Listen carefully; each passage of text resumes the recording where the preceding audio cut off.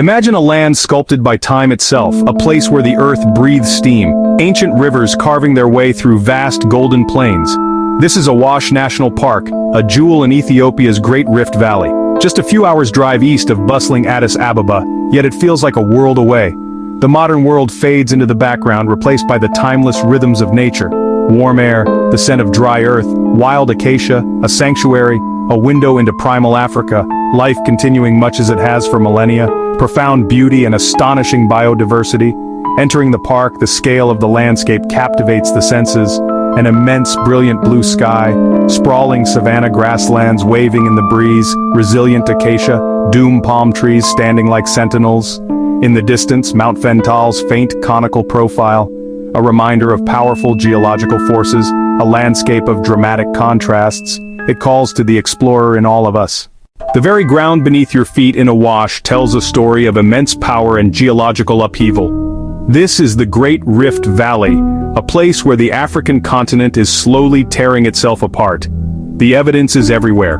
The landscape is dominated by the imposing silhouette of Mount Fental, a dormant volcano whose dark, solidified lava flows stretch for miles across the plains like frozen rivers of rock.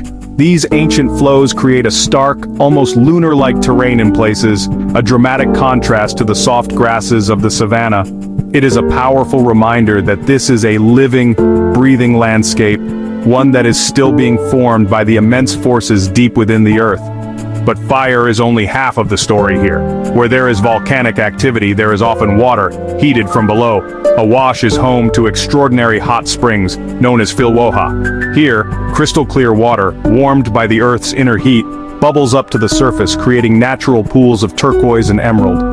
The steam rises in ethereal wisps, shrouding the surrounding doom palm trees in a gentle mist.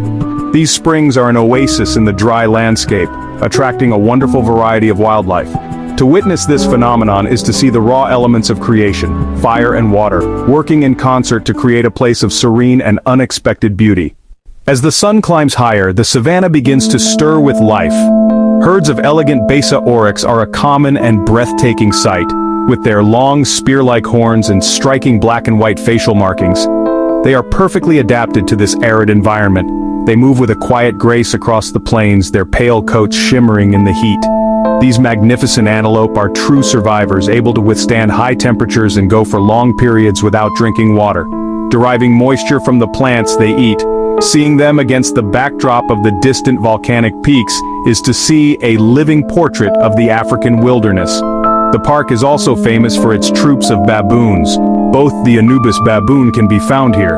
The Hamadryas baboon can be found here, often in large, noisy family groups. You might see them foraging on the ground for roots and seeds, grooming one another with intense concentration, playfully chasing each other through the acacia trees. The young ones are full of boundless energy and curiosity.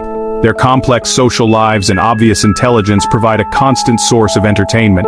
They are the boisterous, charismatic characters of the Awash landscape. Look closer, and you will see other, more subtle signs of life. The delicate, gazelle-like Soemering's gazelle browsing at the edge of a thicket. The lesser kudu with spiral horns and striped coats preferring the dense bush.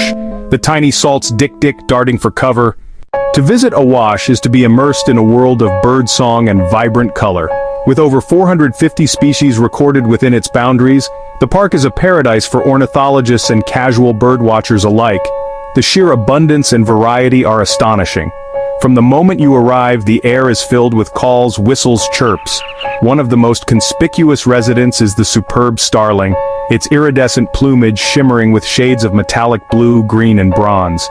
These social birds are a constant, dazzling presence, flitting through the acacia trees and foraging on the ground in lively groups, their beauty almost commonplace here.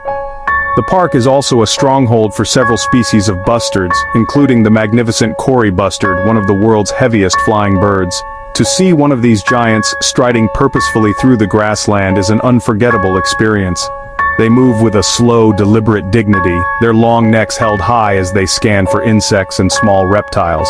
Equally impressive are the powerful birds of prey that soar on the thermal currents high above. You might see a bateleur eagle with its distinctive acrobatic flight, or a pale, chanting goshawk perched regally on a treetop, surveying its domain. The variety of smaller birds is simply bewildering. Brightly colored bee-eaters swoop and dive, catching insects on the wing. The comical hornbills, with their enormous curved beaks, flap noisily from tree to tree. Flowing through the heart of the park is the feature that gives it its name and its life, the Awash River. This mighty waterway begins its journey in the highlands near Addis Ababa and winds its way for over 1,200 kilometers through the Rift Valley, before eventually terminating in the salt lakes near the Djibouti border. It never reaches the sea. Within the park, the river is a powerful and transformative force. It carves a deep and dramatic gorge through the volcanic rock, creating a completely different environment from the open plains above. Its banks are lined with a ribbon of lush green vegetation, a stark contrast to the arid surroundings. This river is the park's lifeline, especially during the long dry season. It provides a permanent source of water for all the animals that live here. In the heat of the day, you can see herds of oryx coming cautiously to the water's edge to drink.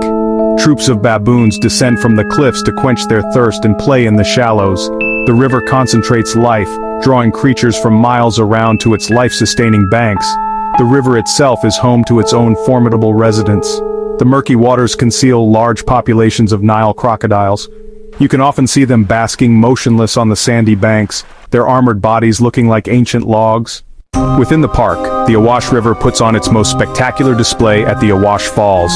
Here, the entire volume of this great river is funneled into a narrow channel and plunges over a sheer rock face into a deep, churning pool below. The sound is immense, a constant, deafening roar that fills the air and seems to vibrate through the very ground you stand on. A cloud of fine spray rises from the base of the falls, sustaining a pocket of lush green rainforest in the middle of the dry gorge. It is, a place of incredible power and sensory overload, a true highlight of any visit to the park. The falls are not just a geological spectacle, they are a focal point for life. The mist creates a humid microclimate that supports ferns, mosses, magnificent fig trees that cling to the gorge walls. This verdant oasis attracts a huge number of birds, their bright colors flashing through the spray. The constant churn of the water provides a rich feeding ground for fish, which in turn attracts predators. The lands in and around Awash National Park have been home to the Afar people for centuries. They are a semi-nomadic pastoralist people whose lives are intricately woven into the fabric of this arid landscape. Their culture, traditions, and very survival are tied to the seasonal rhythms of the land and the availability of water and grazing. Cattle, goats, camels. They are a proud and resilient people, renowned for their ability to thrive in one of the hottest and harshest environments on Earth. Their presence adds a vital human dimension to the story of Awash. The relationship between the Afar and the park is a complex one. For generations, this land was their land, to be used for grazing as they saw fit. The establishment of the national park created boundaries and restrictions that sometimes conflicted with their traditional way of life. This has led to challenges over the years, as the needs of conservation must be balanced with the needs of the local communities. Finding a way for people and wildlife to coexist and benefit from one another is one of the most critical challenges for the future of Awash and for conservation efforts all around the world. Despite these challenges, the Afar hold a deep inherent respect for the land and the creatures that share it with them. They possess an incredible wealth of traditional ecological knowledge, passed down through countless generations. They know the properties of different plants, they know the behavior of the animals, they know the subtle signs that signal a change in the weather. The story of Awash National Park is a story of foresight and a growing commitment to conservation in Ethiopia. It was officially established in 1966, making it one of the nation's first protected areas. This was a time when the world was beginning to awaken to the urgent need to protect our planet's wild spaces. The Ethiopian government, recognizing the unique natural value of this section of the Rift Valley, took the crucial step of setting it aside for preservation. The park was created to safeguard its stunning landscapes, its diverse habitats, its rich populations of wildlife. The park's primary role has always been conservation.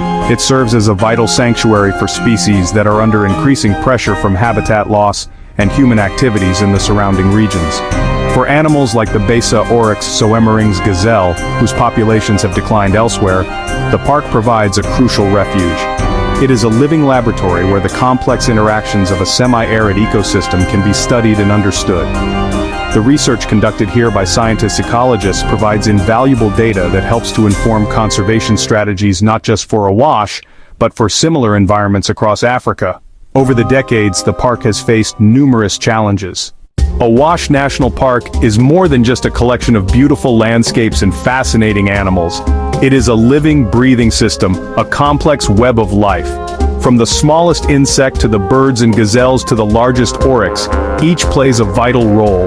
It can reconnect us to the fundamental rhythms of the natural world, rhythms we have largely lost in our busy modern lives. To stand on the edge of the Awash Gorge and feel the ancient rock, or to watch a herd of gazelles move as one across the plains, is to experience wonder and perspective that is humbling and restorative. Visiting a place like Awash is a privilege, and with that privilege comes a responsibility. Responsible tourism can be a powerful force for good. By choosing to visit, we contribute to the local economy and provide financial incentive for continued protection of the park. When local communities see a direct benefit from preserving wildlife, they become passionate defenders. We must travel with respect, treading lightly on the land, observing wildlife from a safe distance, and supporting local communities and conservation efforts.